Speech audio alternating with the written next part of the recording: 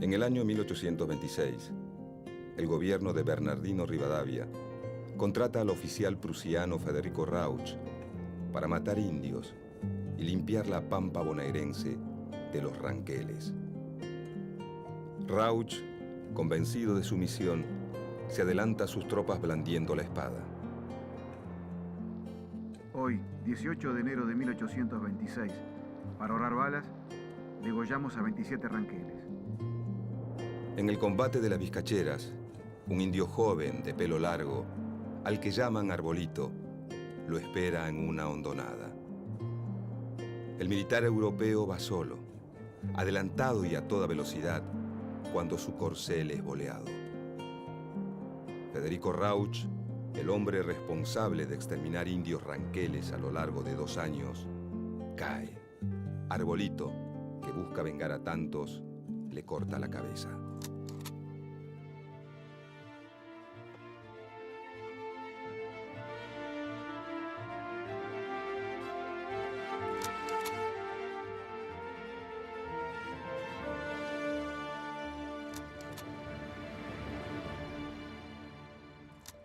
Hace aproximadamente 30.000 años, tribus provenientes de Asia y Oceanía comenzaron a ocupar el territorio americano, desde el estrecho de Bering hasta Tierra del Fuego. El tiempo y la geografía configuraron diversos pueblos con diferentes culturas y modos de vida.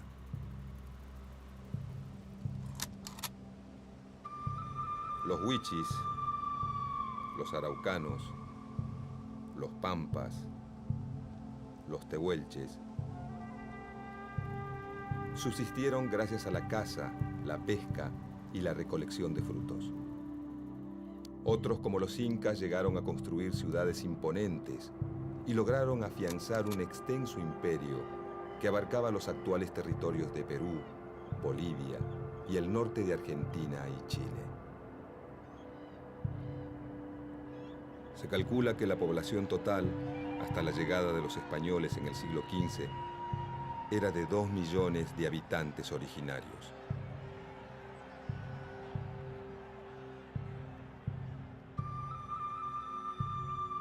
En España funcionaba una rígida sociedad feudal. Quienes no poseían bienes y riquezas difícilmente podían cambiar su situación social.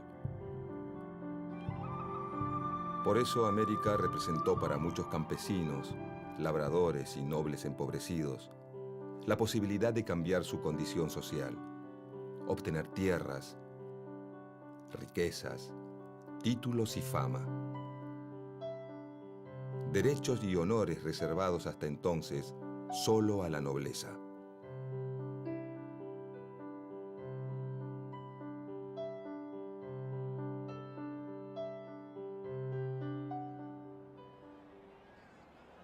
Desde la llegada de don Pedro de Mendoza al Río de la Plata, la política adoptada fue la de las hostilidades con los habitantes originarios, la apropiación de sus tierras y su posterior dominación por medio de la fuerza y la religión.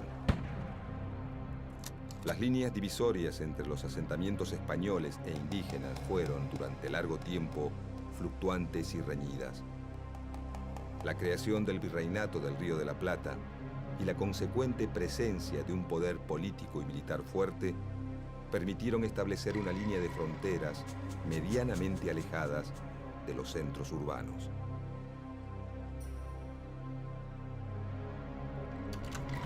De esta manera, los territorios que quedaron fuera de esta línea pasaron a formar parte del denominado desierto, con la intención de evocar un lugar despoblado aún cuando esos territorios continuaban habitados por las comunidades aborígenes. Muchos fueron los que pensaron que esos grupos y su forma de vida no pertenecían a la civilización, sino a la barbarie. El indio era el bárbaro, el salvaje al que había que domesticar o exterminar. La Revolución de Mayo trajo aparejada una política conciliatoria e integradora. En octubre de 1810, el secretario de Guerra y Gobierno, Mariano Moreno, encomendó al coronel Pedro Andrés García una expedición pacífica, diplomática y comercial hacia las Pampas. García elevó un informe a la Junta en el que decía que el indio, a pesar de su barbarie, podía ser reducido y asimilado a la civilización. Además, propuso fortificar una frontera desde el río Colorado, al sur de Mendoza, para establecerse en Salinas Grandes, Guaminí y Sierras de la Ventana. Cuando el coronel Feliciano Chiclana visitó a los Ranqueles en Leubucó en 1819, pactó con ellos una alianza contra los españoles. En Buenos Aires, el saladero, industria dedicada a la elaboración de tasajo, carne seca conservada en sal, creció notablemente y dio origen al grupo de los saladeristas rioplatenses, que ejerció enorme influencia en la dirección política del naciente país.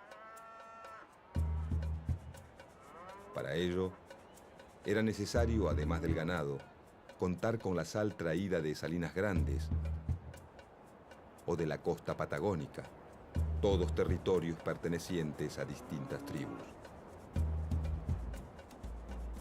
Así, las estancias cercanas a la ciudad avanzaron sobre territorio indígena y ocuparon los campos donde estos se abastecían de ganado salvaje.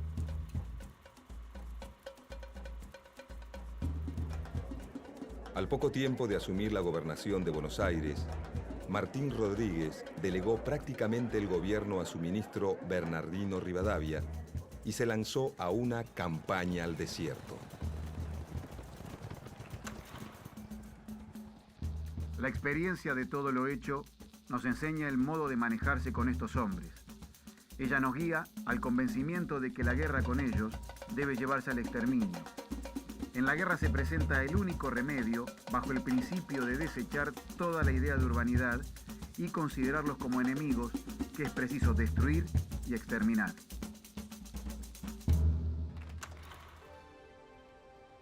Con el objetivo de avanzar hacia los ríos Colorado y Negro, el gobernador Martín Rodríguez estableció fortines en Areco, Navarro, Monte, Chascomús y Ranchos, y también levantó un poblado en Tandil.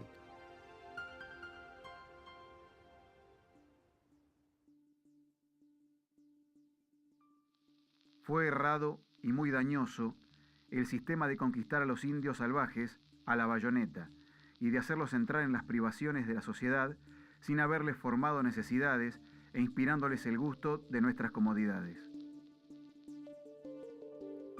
El ascenso de Rivadavia a la presidencia en 1826 significó para los Pampas la pérdida de una enorme cantidad de territorio. Todas las tierras públicas de la provincia quedaron hipotecadas como garantía del empréstito tomado con la casa bancaria Baring Brothers de Londres. Rivadavia decidió entonces aplicar el sistema de enfiteusis, por el cual los productores rurales podían ocupar y hacer producir las tierras públicas, no como propietarios, sino como arrendatarios. La ley promulgada en julio de 1826 lo establecía sin lugar a dudas. Quedan especialmente hipotecados al pago del capital e intereses de la deuda nacional las tierras y demás bienes inmuebles de propiedad pública, cuya enajenación se prohíbe en toda la nación. En vez de fraccionar la tierra y entregarla en lotes a pequeños y medianos productores para que la trabajaran, la enfiteusis rivadaviana entregó miles y miles de hectáreas a quienes ya eran grandes propietarios.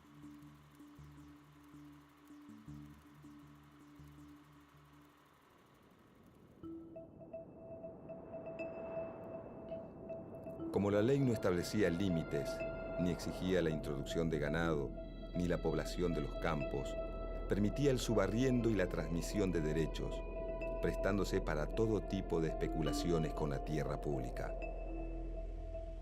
8.600.000 hectáreas pasaron a manos de 538 propietarios privados.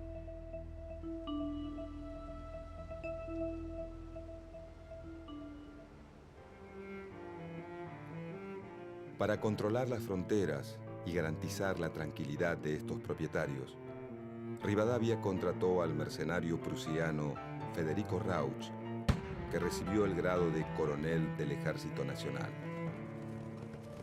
Su estrategia consistía en atacar por sorpresa y asesinar indiscriminadamente a hombres, mujeres y niños. Hoy, 18 de enero de 1826, para ahorrar balas, degollamos a 27 ranqueles.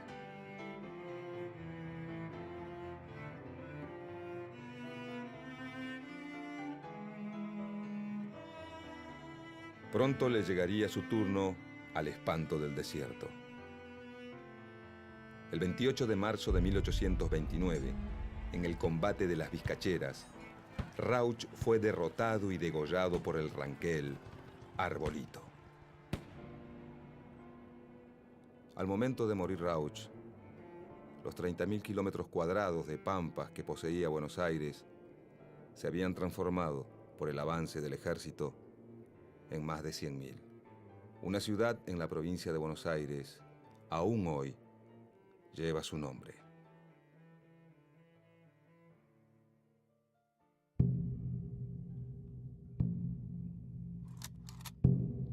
Hacendados, vosotros sabéis que la campaña y la frontera se encuentran hoy enteramente libres de los indios enemigos que, aterrados por los repetidos golpes de muerte que han sufrido en sus mismos hogares y tolderías, se han refugiado al otro lado del río Negro de Patagones y a las faldas de las cordilleras de los Andes.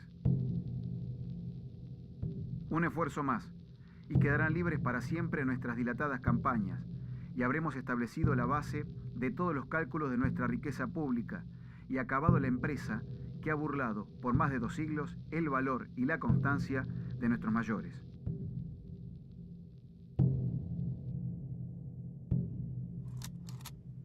Entre 1833 y 1834, Rosas emprendió su campaña al desierto, financiada tanto por la provincia como por los estancieros bonaerenses. La expedición contó con el apoyo de los gobiernos de San Luis, Córdoba, San Juan y Mendoza. Se le encargó a Facundo Quiroga comandar una ofensiva conjunta contra el indio. Organizados en 3 divisiones, la última dirigida por el mismo Rosas, penetraron en territorio indígena, llegando a los ríos Colorado y Negro y ocupando Choele Choel. Durante la campaña, Rosas combinó la conciliación con el sometimiento.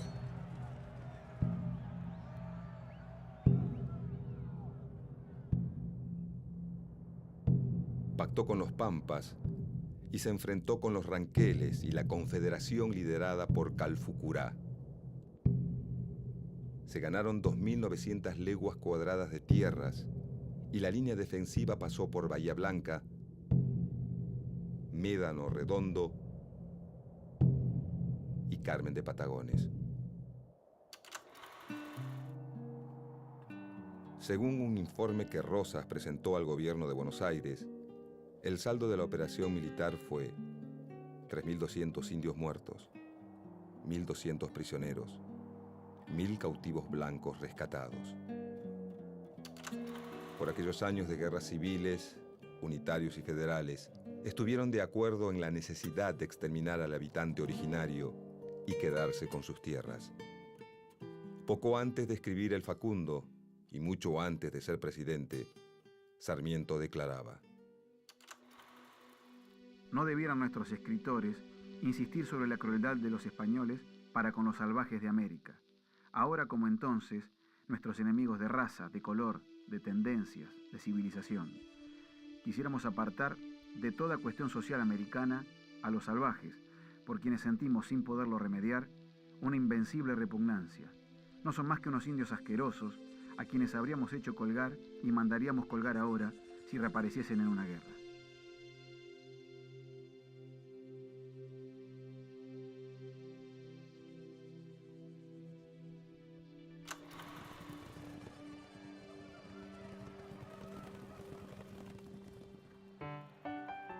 Durante la última mitad del siglo XIX, Argentina se insertó en el mercado internacional como productora y exportadora de productos primarios. Inglaterra, la principal compradora de estos productos, necesitaba materia prima para su industria textil y realizaba los primeros intentos de enfriado de carnes que en poco tiempo darían paso al frigorífico. Esto despertó gran interés por la Patagonia, considerada una fuente proveedora de lana y carne ovina, productos de exportación, generadores de divisas. De esta manera, se hizo necesaria la expansión de la frontera para, como decía un funcionario de la época, reemplazar a los indios por ovejas. Se comenzó a pensar en poblar la región para asegurar la soberanía argentina en esas tierras y abrir una vía de comunicación hacia el Océano Pacífico para obstruir las ambiciones chilenas sobre el Estrecho de Magallanes.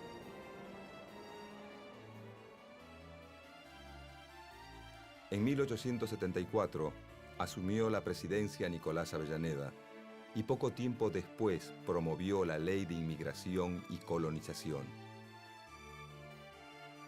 La ley fomentaba la inmigración mediante oficinas de propaganda en las principales ciudades europeas, donde se entregaba folletería informativa que prometía pasaje gratis, tierra en propiedad y trabajo.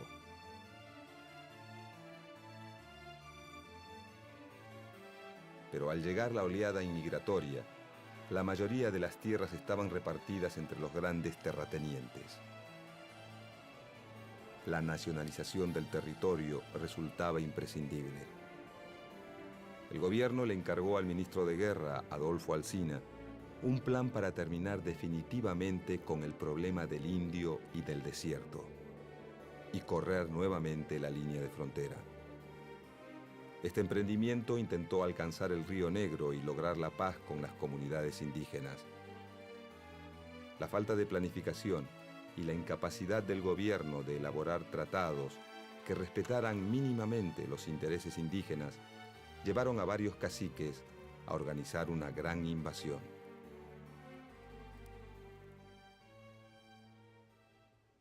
Alsina organizó la contraofensiva en 1876. Como resultado de la campaña se construyeron pueblos como Carué, Guaminí, Puán, Trenquelauquen, Italó, y una zanja de 374 kilómetros, de unos 3 metros de ancho y 2 de profundidad, entre Carué y Laguna del Monte, conocida como la Zanja de Alsina, que tenía como fin evitar el robo de animales.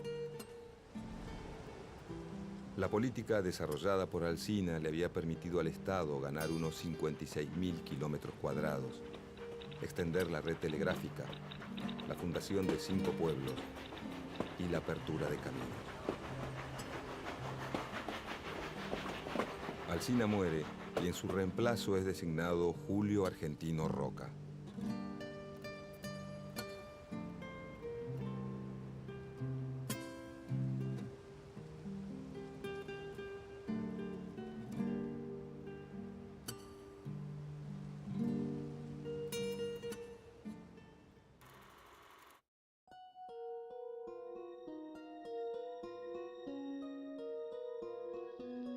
Sellaremos con sangre y fundiremos con el sable, de una vez y para siempre, esta nacionalidad argentina que tiene que formarse como las pirámides de Egipto y el poder de los imperios, a costa de sangre y el sudor de muchas generaciones. En 1878, el Congreso Nacional sancionó una ley por la que se destinaba 1.600.000 pesos para el traslado de la frontera a los ríos Negro y Neuquén. La suma millonaria se obtendría a través del producido de las tierras públicas nacionales que se conquistaran. Casi 400 personas se quedaron con más de 8 millones de hectáreas de las mejores tierras del mundo.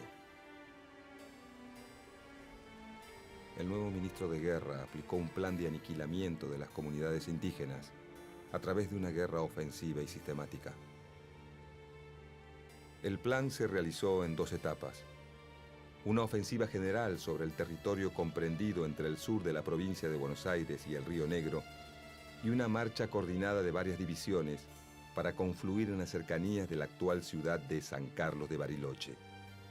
Julio Argentino Roca modernizó las tropas e incrementó la construcción de líneas telegráficas.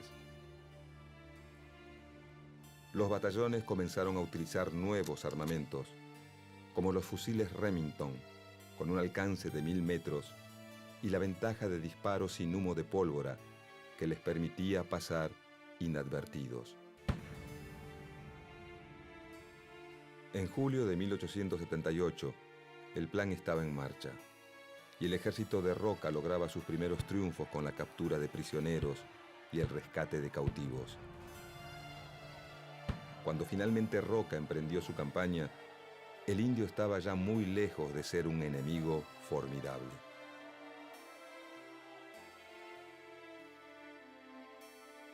En la superficie de 15.000 leguas que se trata de conquistar, comprendidas entre los límites del Río Negro, los Andes y la actual línea de fronteras, la población indígena que la ocupa puede estimarse en 20.000 almas. Tenemos 6.000 soldados armados con los últimos inventos modernos de la guerra para oponerlos a 2.000 indios que no tienen otra defensa que la dispersión ni otras armas que la lanza primitiva.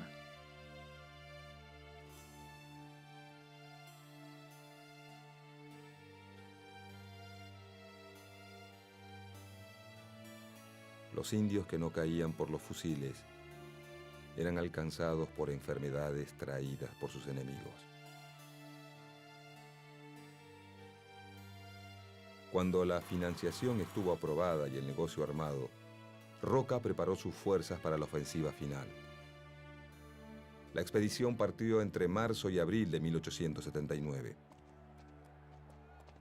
Los 6.000 soldados fueron distribuidos en 4 divisiones que partieron de distintos puntos para rastrillar la pampa.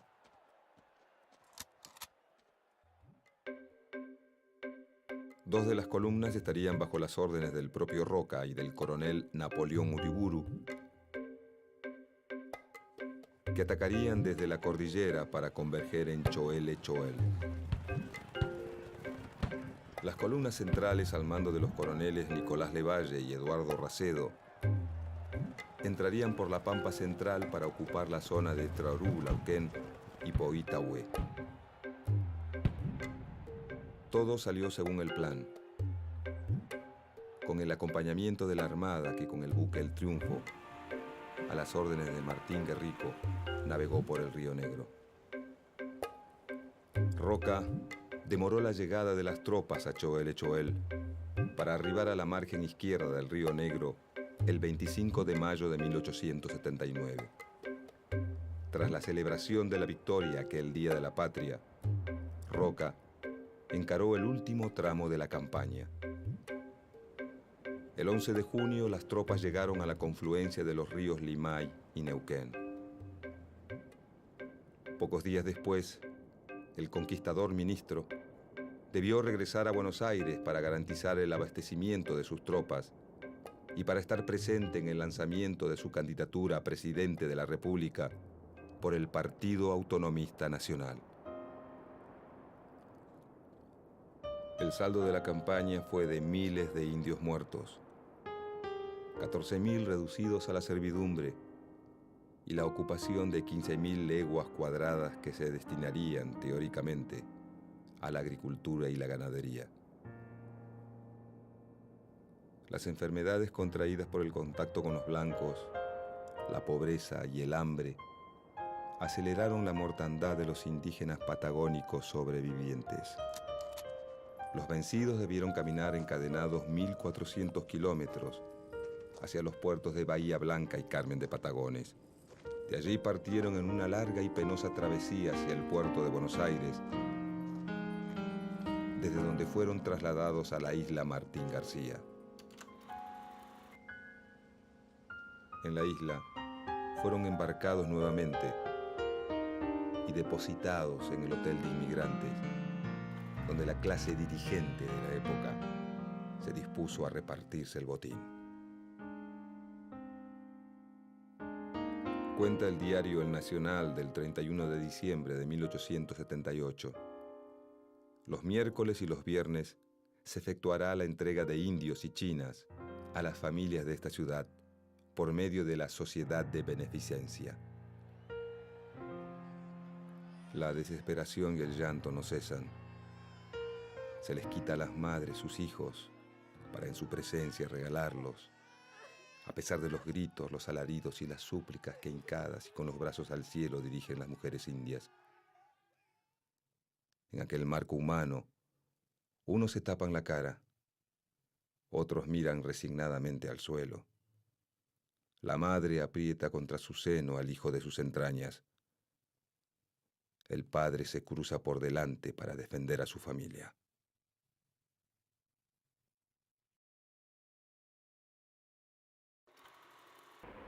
De todo me acuso, Padre, pero juro ante Dios que no tengo una sola muerte inútil sobre la conciencia. La absolución. Ego te absolvo, in nomine Pater, Filio et Spiritus Sancto. Amén. La jerarquía católica expresó oficialmente su beneplácito por la conquista a través de Monseñor Fagnano. Dios en su infinita misericordia ha proporcionado a estos indios un medio eficacísimo para redimirse de la barbarie y salvar sus almas: el trabajo y sobre todo la religión, que los saca del embrutecimiento en que se encontraban. Algunas tribus con sus capitanejos y caciques que lograron escapar continuaron resistiendo por medio de escaramuzas en las fronteras, pero fueron finalmente reducidos por la fuerza o por el pacto, recibiendo un total de 24 leguas en zonas estériles y aisladas. La conquista del desierto cumplió con dos objetivos fundamentales para la élite gobernante: afianzar la burguesía y consolidar el poder militar. Además sirvió para que entre 1876 y 1903, un lapso de 27 años, el Estado regalase o vendiese casi 42 millones de hectáreas a 1.800 terratenientes, vinculados estrechamente por lazos económicos y familiares, a los diferentes gobiernos que se sucedieron en aquel período.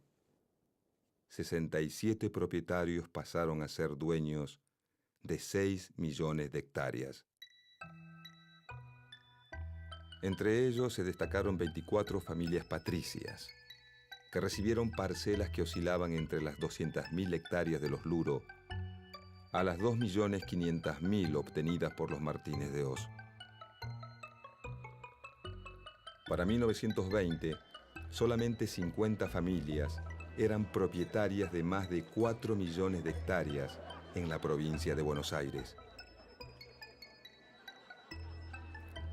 Estas tierras fiscales, que según marcaba la ley de inmigración, debían ser destinadas al establecimiento de colonos y pequeños propietarios llegados de Europa, fueron distribuidas entre una minoría de familias vinculadas al poder que pagaron por ellas sumas irrisorias.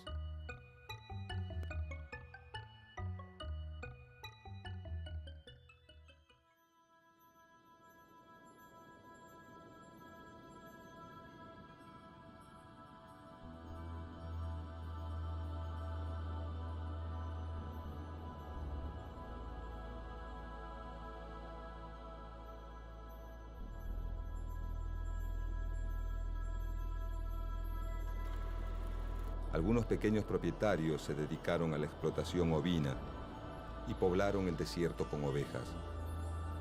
Otros dejaron centenares de miles de hectáreas sin explotar y sin poblar, especulando con la suba del precio de la tierra. Aún hoy, el territorio de la Patagonia tiene un porcentaje de medio habitante por kilómetro cuadrado.